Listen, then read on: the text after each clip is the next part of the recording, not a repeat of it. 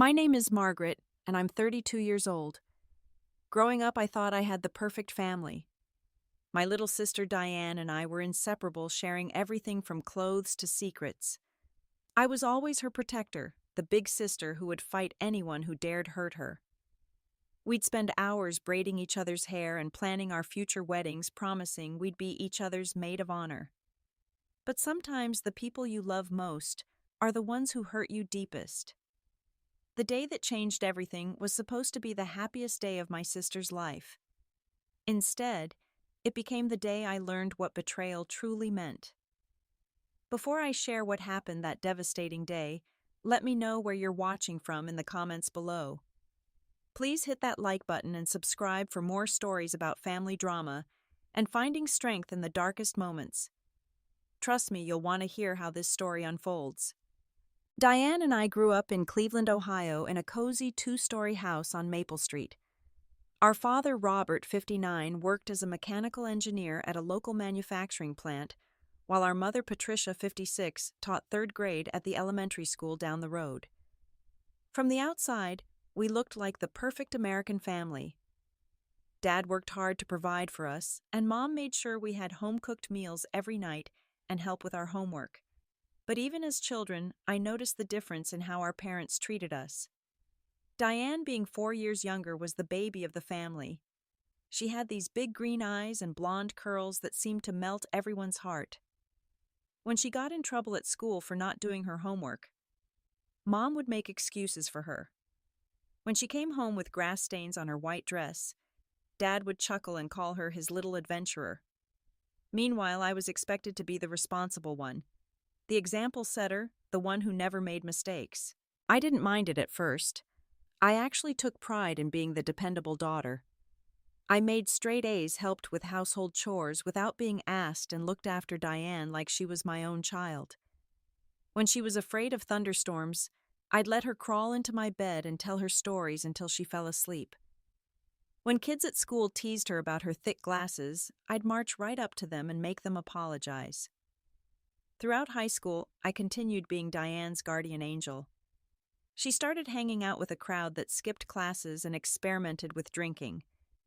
Instead of telling our parents I'd cover for her, making up elaborate stories about study groups and school projects, I'd drive to parties at 2 a.m. to pick her up when she was too drunk to get home safely. I told myself I was protecting her, helping her navigate the difficult teenage years.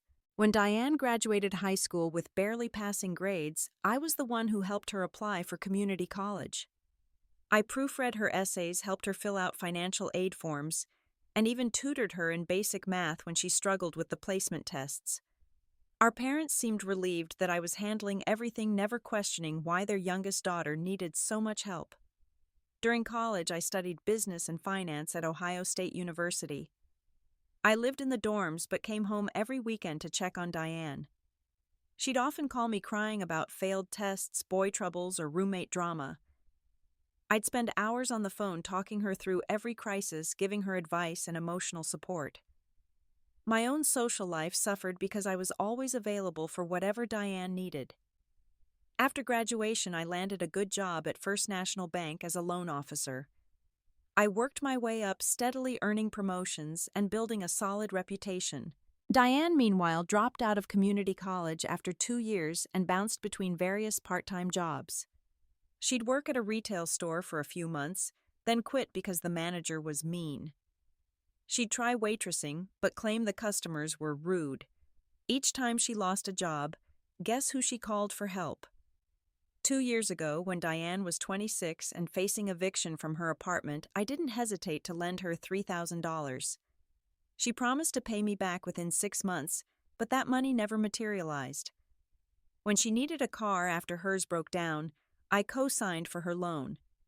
When she wanted to take a photography course that cost $1,500, I paid for it, thinking it might finally give her direction. Our parents never seemed to worry about Diane's instability. They'd make comments like, "She's just finding herself," or "She's creative, not everyone fits into a traditional mold." But they'd also hint that I should help her more, that I was fortunate to have my life together and should share that success with my struggling sister. Last year, everything seemed to change when Diane met Bradley. He was 30 years old, a lawyer who drove a nice car and wore expensive suits. Diane was working as a receptionist at a medical office when he came in as a client. She called me that night gushing about this amazing man who'd asked her out. For the first time in years, she sounded genuinely happy and excited about her future. Bradley seemed like exactly what Diane needed: stable, successful, and mature. He had his own law practice specializing in personal injury cases, owned a beautiful condo downtown, and talked about wanting to settle down. When Diane introduced him to the family, our parents were thrilled. Finally, their youngest daughter had found someone who could take care of her. 6 months later, Bradley proposed during a romantic dinner at the city's most expensive restaurant. Diane called me at 11 that night, screaming with joy about the engagement ring and the proposal story. I was genuinely happy for her. Maybe this was exactly what she needed to grow up and become responsible. The engagement period was a whirlwind of activity. Diane threw herself into wedding planning with the enthusiasm of someone who'd been dreaming about her wedding day since childhood. She chose an expensive venue, ordered a designer dress, and planned an elaborate reception for 200 guests. The costs were adding up quickly, but whenever I gently suggested scaling back, she'd get defensive. "This is my one wedding, Margaret," she'd say. "I want it to be perfect." Our parents supported every expensive decision, even though I knew Dad was dipping into his retirement savings to pay for it. When I offered to help with some of the costs, they waved me off, saying they wanted to give their daughter the wedding of her dreams. I threw myself into being the supportive big sister. I helped Diane choose her dress, organized her bridal shower, and spent $400 on a bridesmaid dress in the specific shade of lavender she'd chosen. I planned and paid for her bachelorette party weekend in Chicago, making sure she had the celebration she wanted. Looking back now, I can see the signs I missed. In the months leading up to the wedding, Diane started taking longer to return my calls. When we did talk, she seemed distracted and would cut conversations short. Our parents also became oddly distant, giving brief responses when I asked about wedding details. I attributed these changes to wedding stress. Planning a big event is overwhelming, and I figured everyone was just focused on making sure everything went smoothly. I never imagined that behind my back, a completely different story was being crafted about who I was and what role I'd played in Diane's life. The morning of Diane's wedding dawned bright and clear, one of those perfect September days that seemed designed for celebrations. I woke up early in my apartment, excitement bubbling in my chest despite the weird distance I'd felt from my family lately. Today was about Diane's happiness, and I was determined to be the supportive big sister she needed.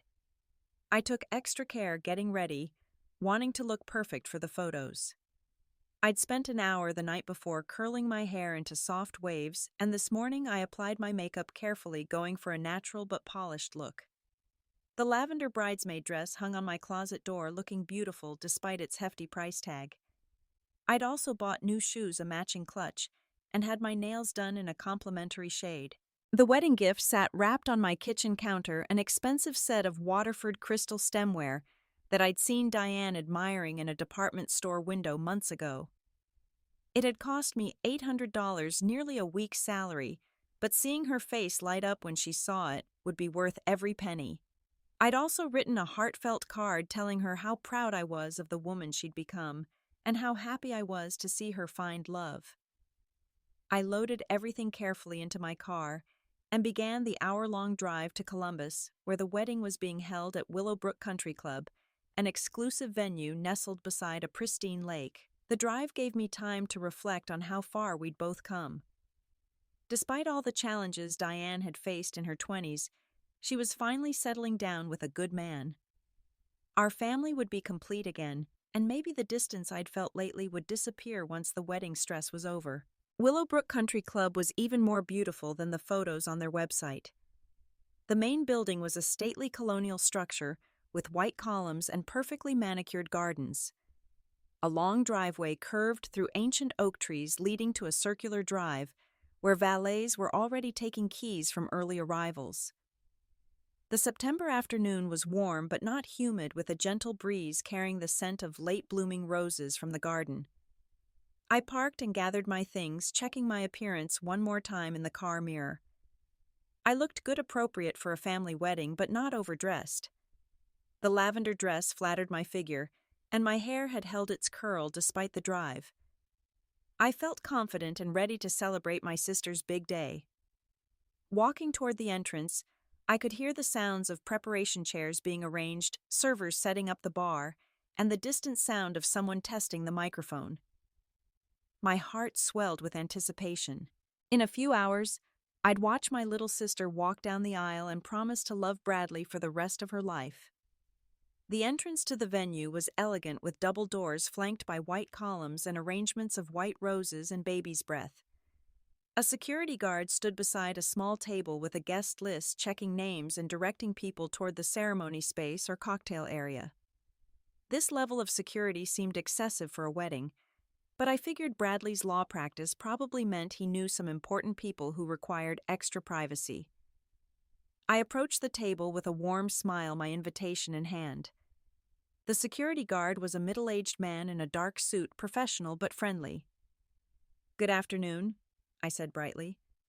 "I'm Margaret Thompson here for the Henderson-Thompson wedding." He ran his finger down the list, then looked up with a puzzled expression. "I don't see a Margaret Thompson on the guest list. Could it be under a different name?" My smile faltered slightly. "No, Thompson is correct. I'm the bride's sister. Maybe I'm listed under family or wedding party."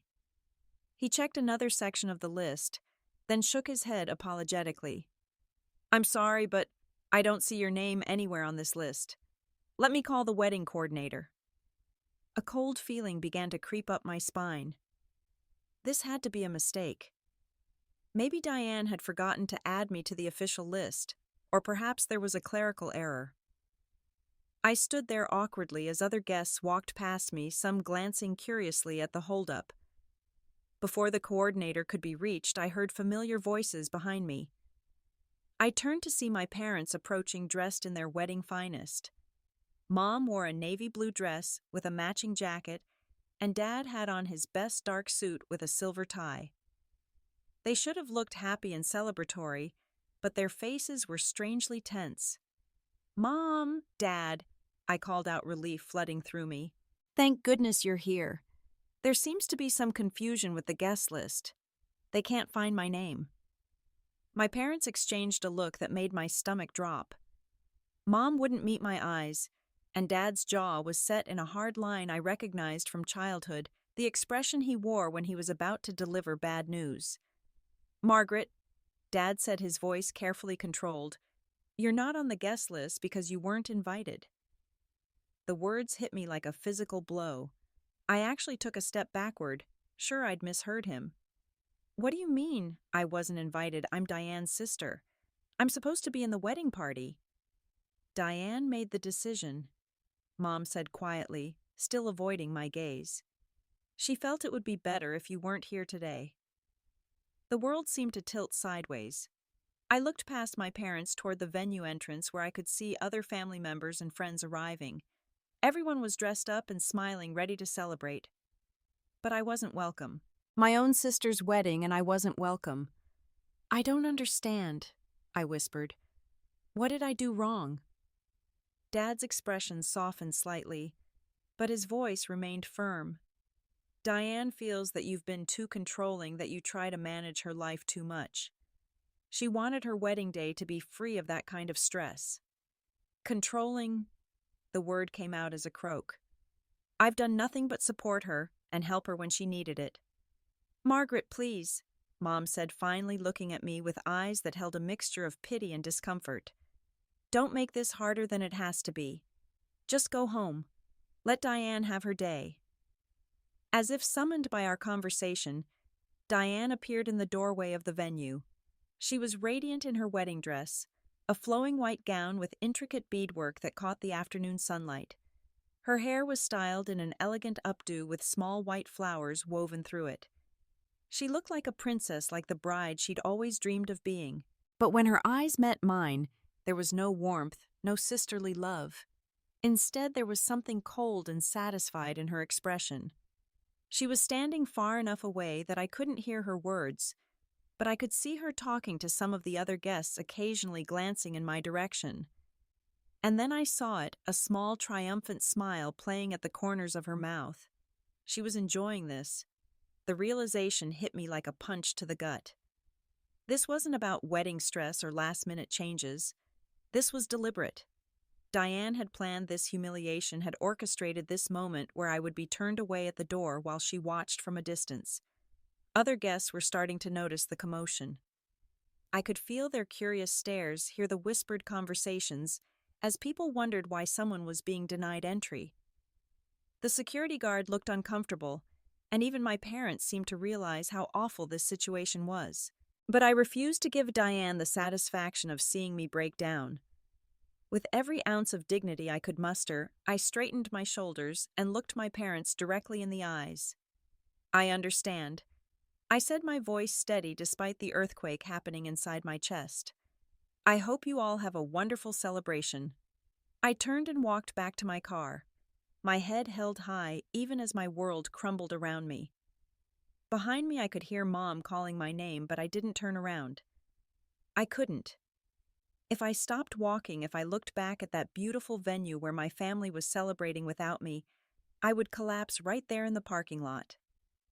The drive home passed in a blur.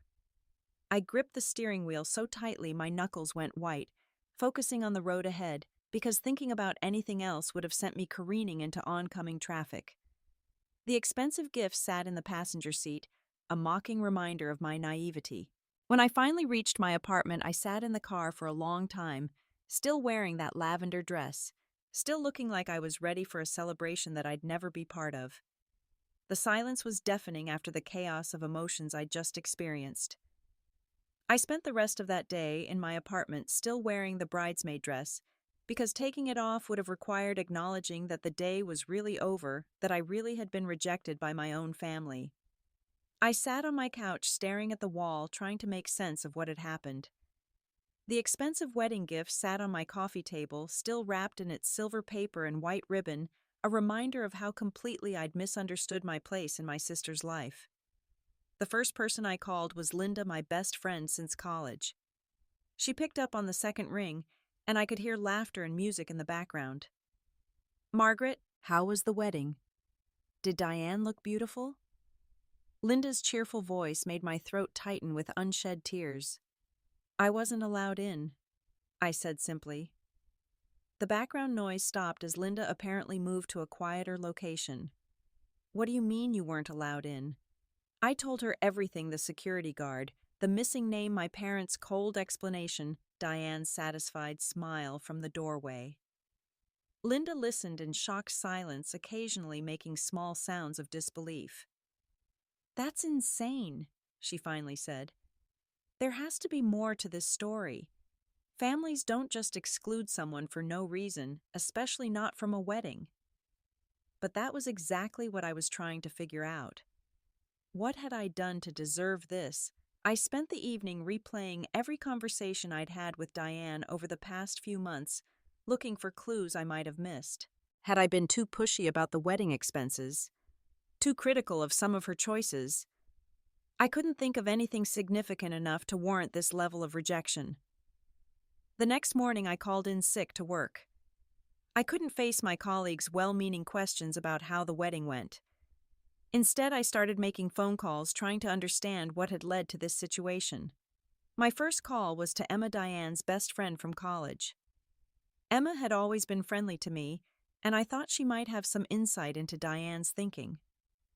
"Oh, Margaret," Emma said when I explained what had happened. "I'm so sorry. I had no idea you weren't going to be there. Did Diane say anything to you about me? About why she didn't want me at the wedding?" There was a long pause. "She's been saying some things lately," Emma admitted reluctantly. "She told me you were always trying to control her life, that you made her feel like she couldn't make decisions without your approval. She said you were jealous of her relationship with Bradley and were trying to sabotage their happiness." I felt like I'd been slapped. Jealous sabotage. Emma, I've done nothing but support their relationship. I helped plan the bridal shower, paid for the bachelorette party, bought an $800 wedding gift. I know, and that's what I told her, Emma said quickly. But she had examples. She said you criticized the venue for being too expensive, that you questioned whether Bradley could really afford the kind of lifestyle he was promising her. She made it sound like you were constantly undermining her confidence. I tried to remember those conversations. Yes, I had expressed concern about the wedding costs when I saw how much debt my parents were taking on. And yes, I had gently suggested that Diane might want to have realistic expectations about their financial future, especially given that Bradley was just starting his own practice. But those conversations had been private, sister to sister, and I'd thought they came from a place of love and concern. She also said, Emma continued hesitantly, that you always had to be the center of attention in the family, that you couldn't stand seeing her happy and successful. This accusation was so far from my reality that I actually laughed, though it came out bitter and hollow. I had spent my entire life making sure Diane was happy, supporting her through every crisis and celebrating every small success. How had that been twisted into jealousy and attention-seeking? Over the next few days, I reached out to other family friends and relatives, trying to piece together the narrative that had been constructed about me. What I discovered was devastating. For months, Diane had been systematically poisoning people against me, sharing carefully edited versions of our interactions that painted me as controlling, jealous, and manipulative. The time I'd suggested she might want to have a backup plan if her photography course didn't lead to immediate employment became, Margaret doesn't believe in my dreams. When I'd offered to help her budget after she'd complained about being broke became, Margaret thinks I'm irresponsible with money and wants to control my finances. My concerns about the wedding expenses became, Margaret is trying to ruin my wedding because she can't stand that I'm getting married first. Even my parents had been influenced by this campaign. My mother's sister, Aunt Carol, reluctantly told me that Mom had confided her worries that I was too invested in Diane's life and needed to step back and let her grow up. Dad apparently agreed that I had a tendency to mother Diane too much, and that some distance might be good for both of us. The most painful revelation came from my cousin Rachel, who told me that Diane had been complaining about me for over a year. According to Diane, I was the reason she'd struggled to maintain jobs and relationships in her 20s. I was overbearing and critical, always pointing out her mistakes and making her feel inadequate. The fact that I was successful in my career while she struggled made her feel worse about herself. She said you always had to be the perfect daughter, Rachel told me. That you made her look bad by comparison and then acted like her savior when she needed help. I hung up the phone and sat in stunned silence. Every act of love and support I'd shown my sister had been reframed as an attack on her self-esteem.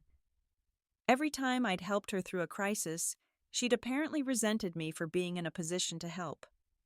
My success wasn't something she felt proud of. It was something that made her feel diminished. The wedding exclusion wasn't a sudden decision made in the stress of wedding planning. It was the culmination of a long campaign to remove me from the family narrative. Diane wanted to be the bride, the center of attention, the beloved daughter, without the reminder of her older sister who had always been there to clean up her messes. But what hurt most was realizing that my parents had bought into this version of events. They had watched me support Diane for years, had seen me sacrifice my own time and money to help her, and yet they believed I was the problem. They had chosen to support Diane's version of reality over their own observations. I spent a week in this state of shock and hurt, barely eating, calling in sick to work, and trying to process the complete rewriting of my family relationships. Friends tried to reach out, but I couldn't bear to explain the situation over and over again. How do you tell people that your entire family has decided you're a toxic presence in their lives? On the following Saturday, exactly 1 week after the wedding, I made a decision. I couldn't control what narrative Diane had created about me, and I couldn't force my parents to see the truth. But I could control how I responded to this situation. I could choose to protect myself from further manipulation and hurt. I changed my phone number without telling anyone in my family the new one. I blocked them all on social media and email. I removed every photo that included any of them from my apartment. I boxed up gifts they'd given me over the years and donated them to charity. If they wanted me out of their lives, then I would give them exactly what they wanted. But it would be on my terms with my dignity intact and with the knowledge that I had done nothing wrong. The first few weeks after cutting contact with my family were the hardest of my life. I'd wake up each morning and for just a moment forget what had happened. Then reality would crash over me like a cold wave, and I'd remember that I was now essentially an orphan by choice. The silence from my family was deafening, but it was also telling. Not one of them tried to reach out, which confirmed that the wedding exclusion hadn't been a mistake or a misunderstanding. I threw myself into work with an intensity that surprised my colleagues. I arrived early, stayed late, and volunteered for every challenging project. My manager, Susan, noticed the change and called me into her office after 2 weeks of this behavior. "Margaret, your work has always been excellent, but lately you seem to be here more than your home," she said with concern. "Is everything okay?" I gave her a simplified version of the story, explaining that I'd had a falling out with my family and was using work as a healthy distraction. Susan was understanding and supportive, but she also encouraged me to make sure I wasn't using work to avoid dealing with my emotions. She was right, of course. But at that point, work was the only place where I felt competent and valued. At the bank, I was respected for my knowledge and judgment. Clients trusted my advice, and my colleagues treated me as an equal. It was a stark contrast to the family dynamic where I'd apparently been seen as controlling and overbearing. To fill the void left by my family, I started investing in friendships and activities I'd neglected. I joined a gym and began taking kickboxing classes, finding that the physical exertion helped me process my anger and hurt. I signed up for cooking classes on weekends, something I'd always wanted to do but never had time for when I was constantly dealing with Diane's crises. The cooking classes led to new friendships with people who knew nothing about my family situation. To them, I was just Margaret, a successful bank employee who was learning to make perfect pasta and elaborate desserts. These relationships were refreshing because they were based purely on who I was in the present, not on years of family dynamics and expectations. Linda remained my closest friend and biggest supporter during this transition. She never tried to convince me to reconcile with my family, understanding that they had crossed a line that couldn't be uncrossed. Instead, she helped me build a new social circle and encouraged me to pursue interests I'd put aside. "You've spent so much of your life being Diane's big sister," she told me one evening over dinner. "Maybe it's time to figure out who Margaret is when she's not defined by taking care of someone else." This observation hit me harder than I expected. I realized that for most of my adult life, my identity had been wrapped up in being the responsible daughter, the supportive sister, the family problem solver. Without those roles, I had to discover who I was as an individual. I started therapy with Dr. Sarah Martinez, a psychologist who specialized in family trauma and toxic relationships. The sessions were painful but illuminating. Dr. Martinez helped me understand that what I'd experienced was a form of emotional abuse called scapegoating, where one family member is blamed for problems that are actually systemic. Families often need someone to be the identified problem, she explained. It's easier to say Margaret is controlling than to acknowledge that Diane has struggled with responsibility and that the parents have enabled her behavior for years. Through therapy, I began to understand that my family's treatment of me wasn't really about my behavior at all. It was about their need to maintain a certain narrative about themselves. Diane needed to be the victim who had overcome adversity, my parents needed to be the supportive parents who had raised a successful daughter, and I needed to be the problem that explained away any difficulties. The therapy also helped me recognize patterns in my other relationships. I had a tendency to overgive, to sacrifice my own needs, to help others, and to accept responsibility for other people's emotions. These patterns had made me vulnerable to being taken advantage of not just by my family, but in friendships and romantic relationships as well. As the months passed, I started to build a life that was entirely my own. I got promoted to assistant manager at the bank, a position that came with more responsibility and a significant salary increase. I moved to a nicer apartment in a better neighborhood, decorating it exactly how I wanted without considering anyone else's preferences. I began dating again, something I'd barely had time for when I was constantly dealing with family drama. The men I met now encountered a different version of me, more confident, more boundaried, and less willing to tolerate disrespect or manipulation. 6 months after the wedding, I received a message from Emma, Diane's friend. She'd somehow gotten my new phone number and wanted to let me know that things weren't going well for Diane and Bradley. They were fighting about money. Bradley's law practice wasn't as successful as he'd claimed, and Diane was struggling with the reality of married life. "She asks about you sometimes," Emma told me. "I think she's starting to realize what she lost when she pushed you away." But I felt nothing when I heard this news. No satisfaction at Diane's struggles, no urge to reach out and help. I had moved beyond caring about the drama and chaos that seemed to follow my sister wherever she went. My emotional investment in her well-being had been completely severed. Around this time, I also heard through mutual acquaintances that my parents were asking about me. They'd apparently been telling people they missed me and didn't understand why I'd cut off contact so completely. This selective amnesia about the wedding incident confirmed my decision to stay away. They wanted the benefits of having a successful, dependable daughter without acknowledging the harm they'd caused by supporting Diane's campaign against me. The most significant change in my life came when my bank offered me an opportunity to transfer to their Manhattan branch. It was a promotion to regional manager with a substantial salary increase and the chance to work in one of the most competitive banking markets in the country. The old Margaret might have turned it down, worried about leaving her family behind. The new Margaret saw it as the perfect opportunity to start completely fresh. I accepted the position immediately. New York represented everything I wanted: anonymity, opportunity, and distance from the painful memories of my life in Ohio. I would be Margaret Thompson, successful banker with no family baggage or complicated history. Just a competent professional woman building her career in the city that never sleeps. The decision to move felt like the final step in reclaiming my life. I was no longer the rejected sister or the scapegoated daughter. I was a woman who had chosen to prioritize her own well-being and happiness over toxic family dynamics.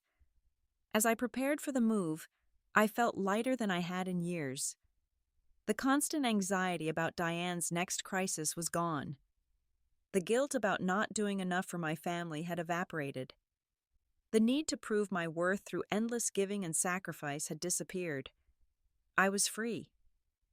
8 months had passed since the wedding when my carefully constructed new life was interrupted by an unexpected phone call.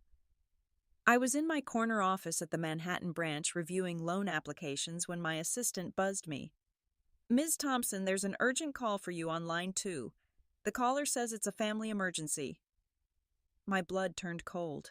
I'd given my new work number to exactly 3 people: Linda, my therapist, and my apartment building's management office. The fact that someone from my family had tracked down my workplace meant something serious had happened. I picked up the phone with a shaking hand. "This is Margaret Thompson." "Margaret, oh, thank God." It was my mother's voice, thick with tears and barely recognizable through her sobbing. "It's your father. He's had a massive heart attack. He's in intensive care at Cleveland General, and the doctors don't know if he's going to make it." The words hit me like a physical blow, even though I'd been estranged from my family for months. Despite everything that had happened, Robert was still my father. Images flashed through my mind. Him teaching me to ride a bike, helping me with math homework, proudly attending my college graduation. "How bad is it?" I managed to ask. "Very bad," Mom whispered. "He collapsed at work this morning. They had to perform emergency surgery to clear a blocked artery, but there was damage to his heart muscle. The next 24 hours are critical." I closed my eyes, processing this information. Part of me wanted to hang up the phone and pretend this call had never happened.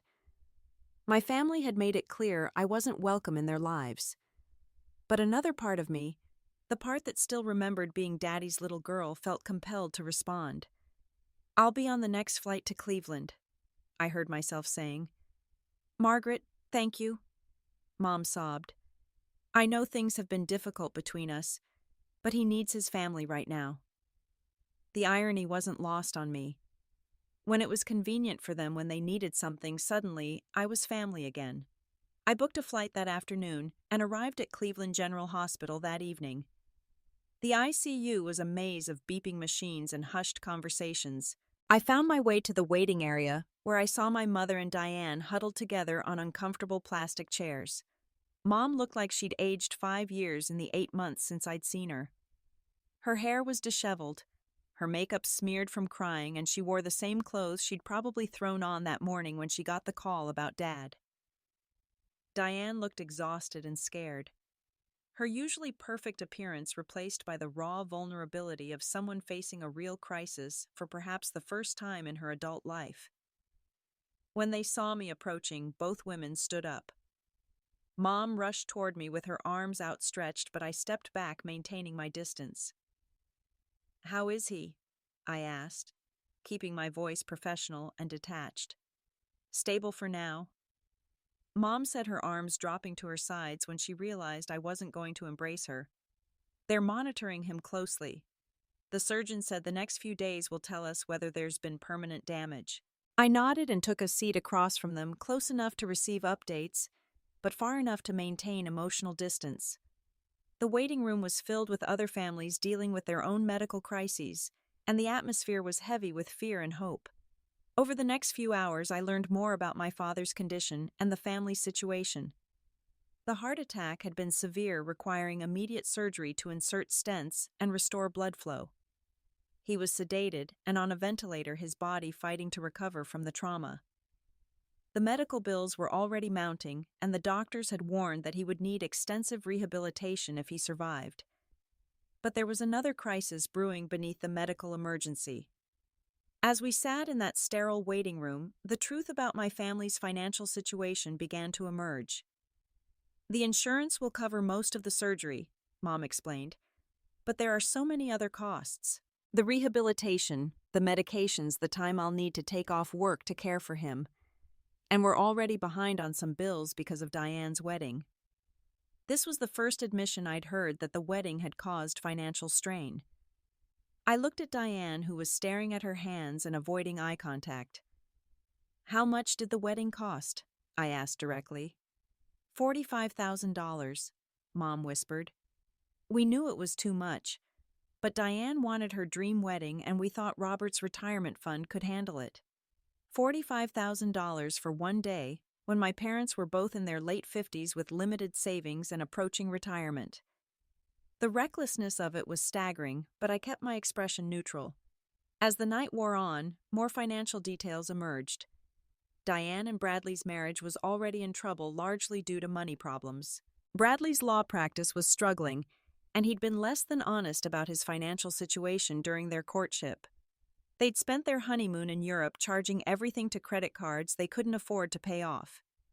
Now they were living paycheck to paycheck and couldn't contribute anything to Dad's medical expenses. Around midnight, Diane finally approached me directly. She looked younger than her 28 years, scared and overwhelmed by the adult responsibility of a genuine crisis. "Margaret," she said quietly, "I know you probably hate me after what happened at the wedding." I looked at her without emotion. "I don't hate you, Diane. I don't feel anything about you at all anymore." She flinched as if I'd slapped her. "I made a mistake. I was stressed about the wedding and I listened to Bradley when he said family drama might ruin our day. I should never have excluded you." "This wasn't about wedding stress," I replied calmly. "You spent months telling people I was controlling and manipulative. You convinced our parents that I was toxic. You didn't exclude me from one day. You excluded me from the family." Tears began rolling down her cheeks. "I was jealous," she admitted. "You always had everything together while I was struggling. When Bradley came along, I wanted to feel successful for once without my perfect big sister overshadowing everything." I felt nothing at this confession. 8 months ago, hearing this might have moved me to forgiveness. But I'd spent too much time in therapy understanding the dynamics at play to be manipulated by tears and apologies now. "What do you want from me, Diane?" "I want my sister back," she said, sobbing now. "I want to fix this." But I knew better. Diane didn't want her sister back. She wanted her safety net back. She wanted the person who would solve her problems and clean up her messes. The timing of this emotional appeal in the middle of a family financial crisis wasn't a coincidence. "The doctors think Dad needs to go to a specialized rehabilitation facility," Mom interjected, joining our conversation. "It costs $3,000 a week, and insurance won't cover all of it. We're looking at maybe $50,000 in out-of-pocket expenses over the next year." And there it was. The real reason for the sudden family reunion. They needed money, and I was the only one who had it. I looked at my mother and sister, both watching me with desperate hope in their eyes. They wanted me to be the solution to their crisis, just like I'd always been before. The only difference was that now they were asking instead of expecting. But I was no longer the person who would sacrifice her own well-being to rescue people who had treated her badly. I had learned to value myself too much to accept crumbs of affection in exchange for financial support. "I'll pay for Dad's medical expenses," I said, finally watching relief flood their faces. "But there are conditions." The next morning, Dad's condition had stabilized enough for him to be taken off the ventilator. He was awake but weak, and the doctors were cautiously optimistic about his recovery. I sat beside his hospital bed, holding his hand while he drifted in and out of consciousness. When he was awake, he looked at me with confusion and what might have been shame. "Margaret," he whispered during one of his more alert moments. "You came." "Of course I came, Dad. You're my father." He squeezed my hand weakly. "I'm sorry about the wedding. We handled that all wrong." It was the first acknowledgement from any family member that excluding me had been a mistake, not just a misunderstanding. But I'd moved beyond needing apologies. "Dad, focus on getting better. We can talk about everything else later." But there wouldn't be a later for those conversations, and we both somehow knew it. The heart attack had been a wake-up call that life was fragile and time was limited. Some bridges once burned couldn't be rebuilt, no matter how much regret existed on both sides. Later that day, I met with Mom and Diane in the hospital cafeteria to discuss my conditions for helping with Dad's medical expenses. I'd spent the sleepless night in my hotel room thinking carefully about what I was willing to do and what boundaries I needed to maintain. "I'll establish a medical fund for Dad's care," I began, my voice businesslike and clear. "I'll put $50,000 in an account that can only be used for his medical expenses, rehabilitation, and medication. The account will be managed by the hospital's financial office, not by any family member." Mom nodded eagerly. "That's so generous, Margaret. I don't know how to thank you." "You don't need to thank me. I'm doing this for Dad, not for the family. But there are conditions you need to understand and agree to." I pulled out a piece of paper where I'd written my terms. "First, this is a one-time contribution. I will not provide additional money for any reason. Second, none of you will contact me after Dad is stable and transferred to rehabilitation. No phone calls, no visits, no attempts to maintain a relationship." Diane's face crumpled. "Margaret, you can't mean that. We're family." "Third," I continued, ignoring her interruption, "if any of you try to contact me or show up at my workplace or home, I will cease all financial support immediately and consider it harassment." "You're being cruel," Diane said, tears streaming down her face again. "Dad almost died, and you're using this as an opportunity to punish us." I looked at her with the same detached calm I'd maintained throughout this entire ordeal. "I'm being clear. You made it obvious that you don't want me in your lives unless you need something from me. I'm giving you exactly what you wanted, my absence. The only difference is that it's permanent and on my terms." Mom tried a different approach. "Margaret, I understand you're hurt, but families work through their problems. We can go to counseling together, learn to communicate better. This isn't a communication problem, I replied. This is a fundamental difference in values and respect. You chose to believe Diane's version of our relationship over your own observations. You excluded me from a major family event based on lies and manipulation. That's not something counseling can fix. I stood up from the table, indicating that the conversation was over. The money will be available by tomorrow morning. Dad will get the care he needs. But this is goodbye. As I walked away, I could hear Diane calling my name, but I didn't turn around. I'd said everything that needed to be said. The financial support was my final gift to the family that had raised me and my way of ensuring I could live with myself, knowing I'd done the right thing for Dad, despite how they'd treated me. The next morning, I transferred the money as promised and received confirmation that the medical fund had been established. Dad's doctors were pleased that cost wouldn't be a barrier to his recovery, and they outlined an aggressive rehabilitation plan that would give him the best chance of returning to a relatively normal life. I visited Dad one more time before leaving Cleveland. He was more alert and had been told about the medical fund I'd established. His eyes were filled with gratitude and sadness. "You're a good daughter," he said softly. "Better than we deserved. Get well, Dad. Follow the doctor's orders and focus on your recovery." He nodded, understanding that this was our final goodbye. "I love you, Margaret. I'm proud of the woman you've become." "I love you too, Dad." As I left the hospital for the last time, I felt a complex mixture of emotions. Sadness for the father. I was losing relief that I'd been able to help him, and a strange sense of closure. I'd done everything a good daughter should do, but I'd done it on my own terms without sacrificing my self-respect or opening myself up to further manipulation.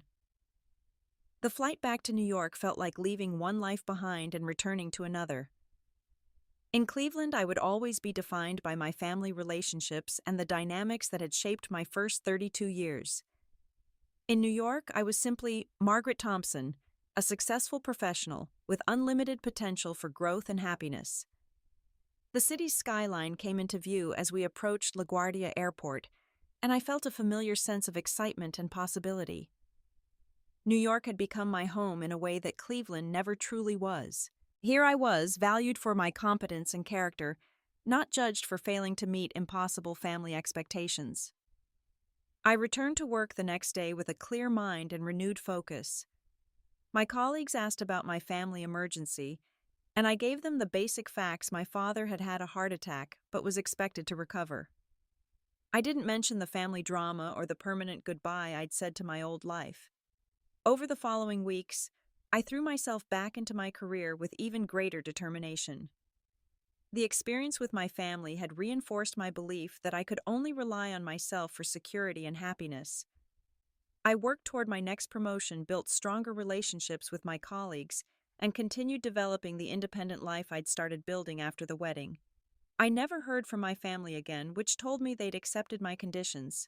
Through mutual acquaintances, I occasionally learned that Dad had recovered well and returned home, that Mom had gone back to teaching, and that Diane was struggling with her marriage and finances.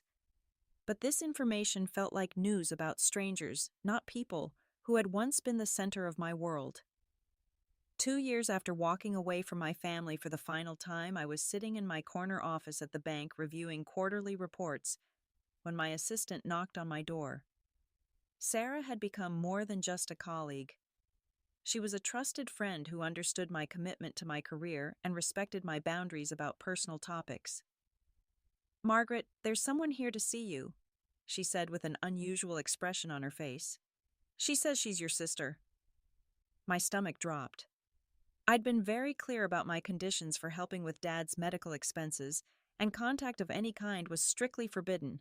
The fact that Diane had tracked me down at work showed both desperation and a complete disregard for the boundaries I'd set.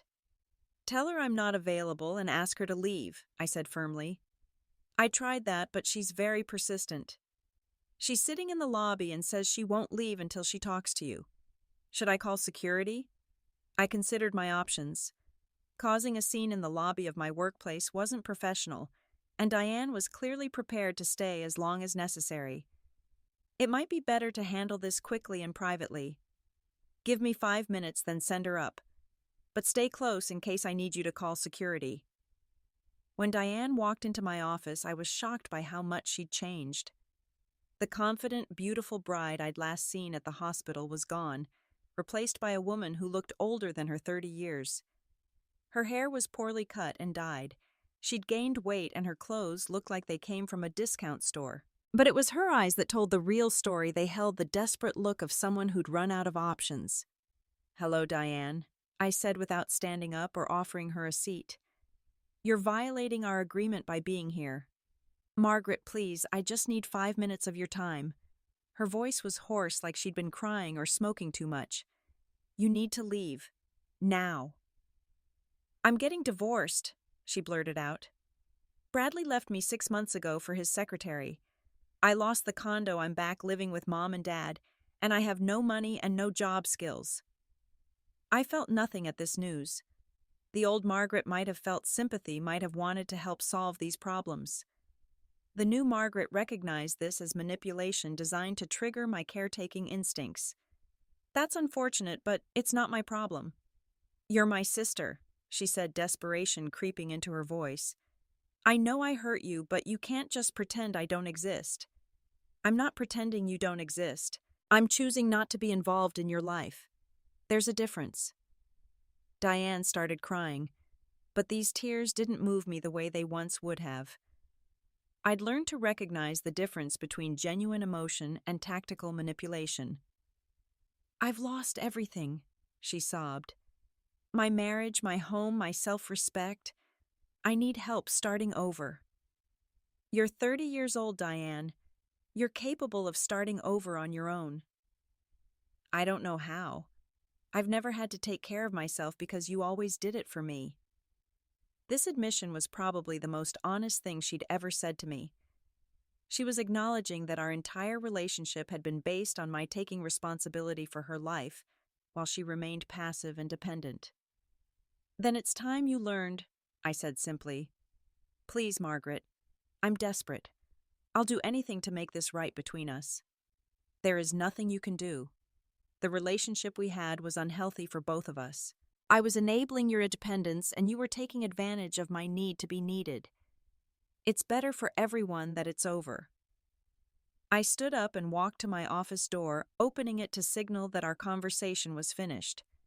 "If you contact me again or show up at my workplace, I will have you arrested for harassment.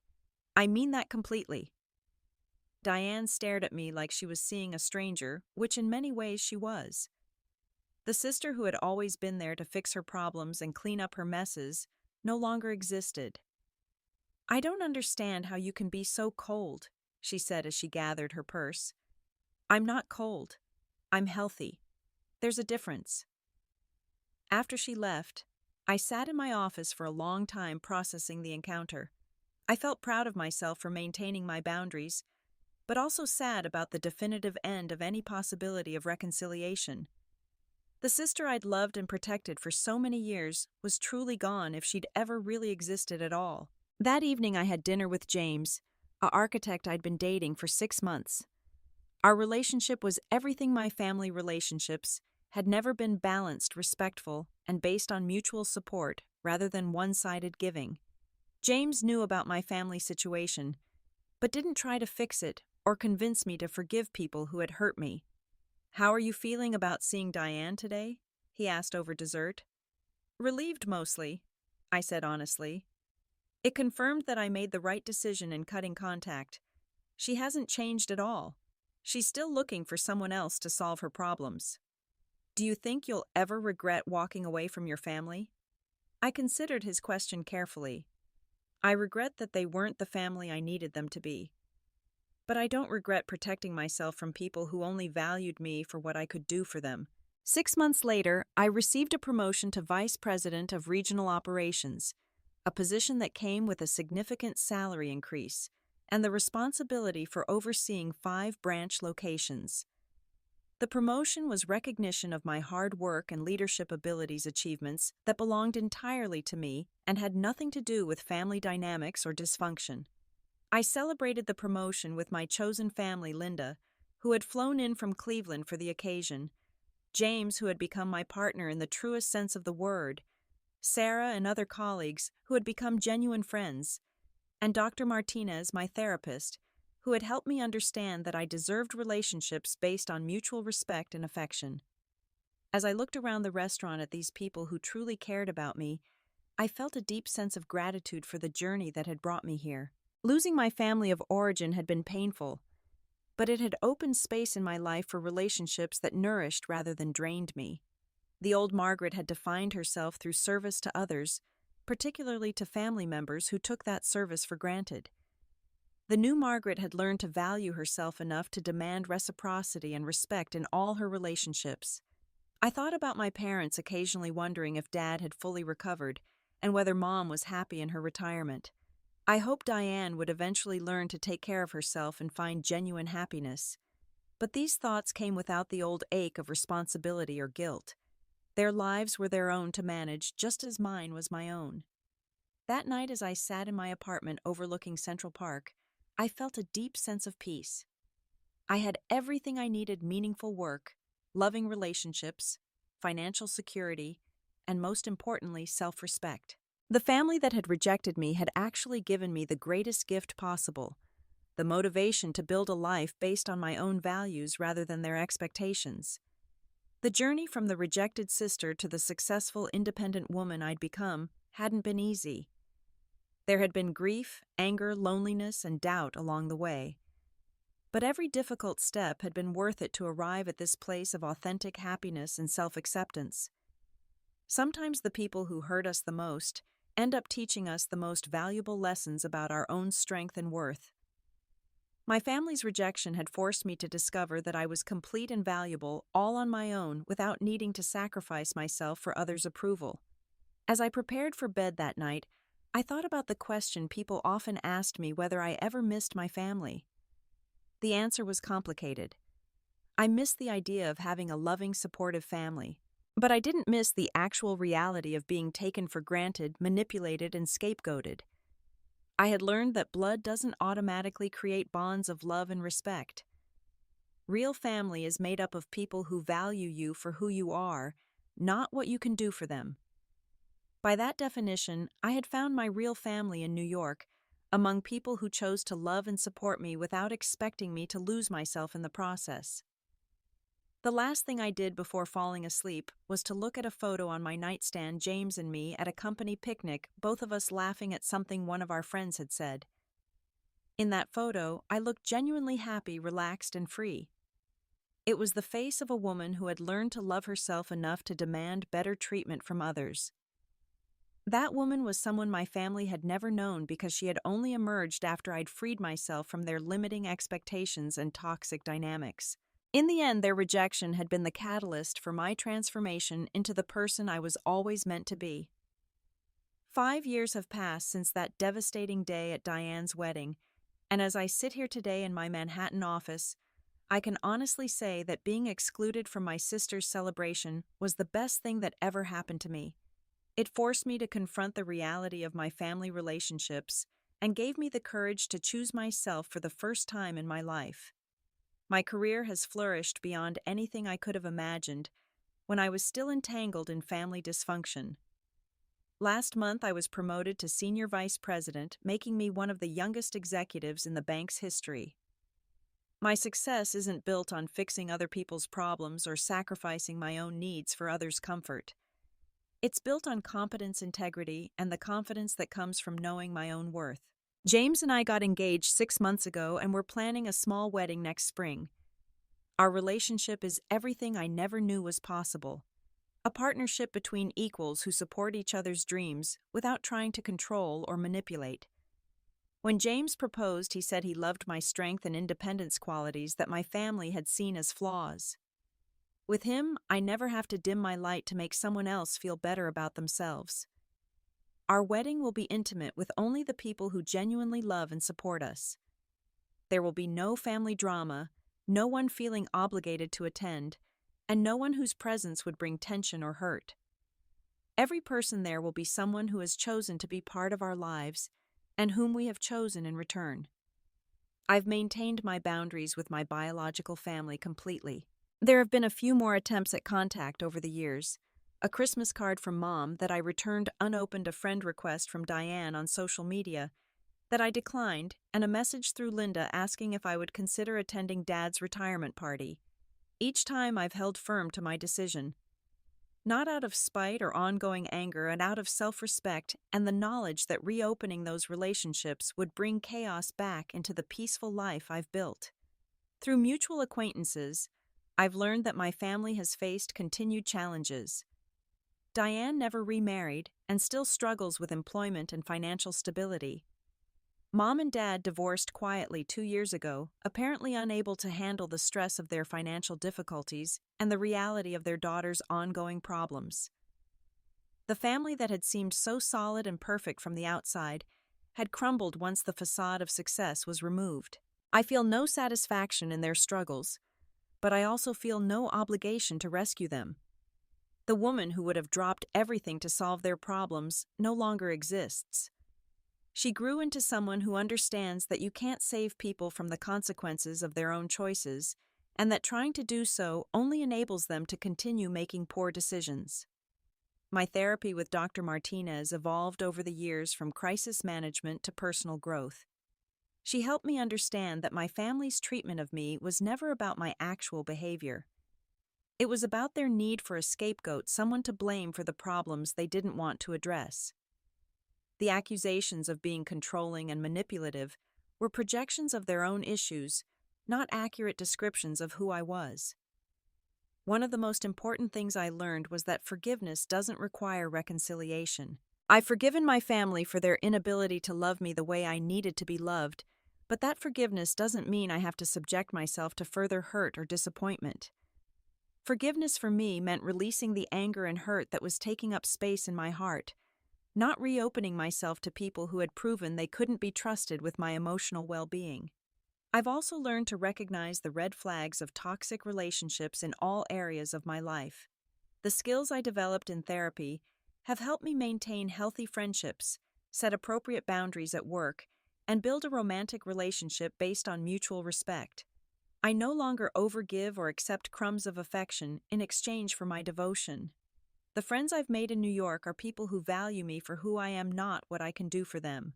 Linda remains my closest friend, and she often tells me how much happier and more confident I seem now compared to when I was constantly dealing with family crises. My colleagues respect my professionalism and leadership abilities. James loves my ambition and success rather than feeling threatened by them.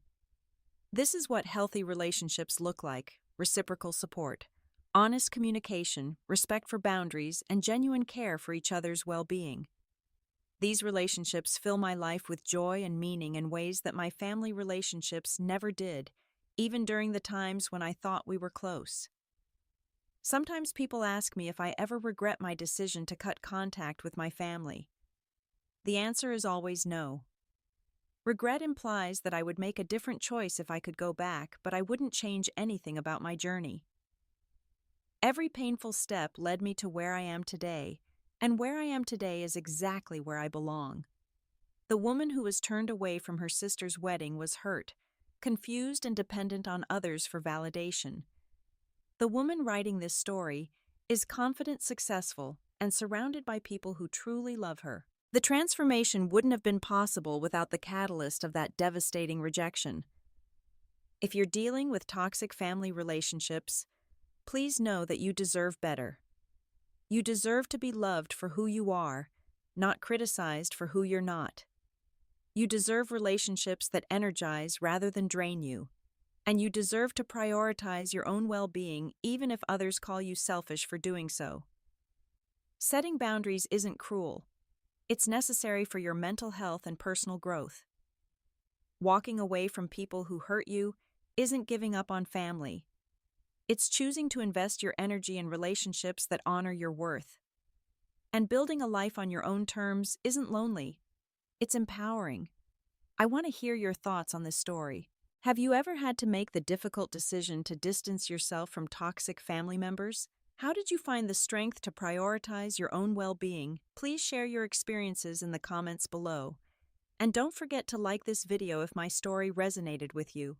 If you enjoyed this content, please subscribe for more stories about overcoming family trauma, setting healthy boundaries, and building the life you deserve. Hit that notification bell so you never miss an update, and share this video with anyone who might need to hear that they're not alone in their struggles with difficult family relationships. Remember, you are worthy of love, respect, and happiness. Sometimes that means making difficult choices that others don't understand. But living authentically according to your own values is always worth the temporary discomfort of disappointing people who never truly had your best interests at heart. Thank you for listening to my story, and I wish you all the courage to choose yourselves when the people who should love you unconditionally prove they cannot. Sometimes the best thing you can do for your future is to walk away from your past, no matter how much it hurts in the moment. The door that closed at my sister's wedding opened up a pathway to a life beyond my wildest dreams. I hope anyone facing similar choices finds the strength to walk through their own doorway to freedom and authentic happiness.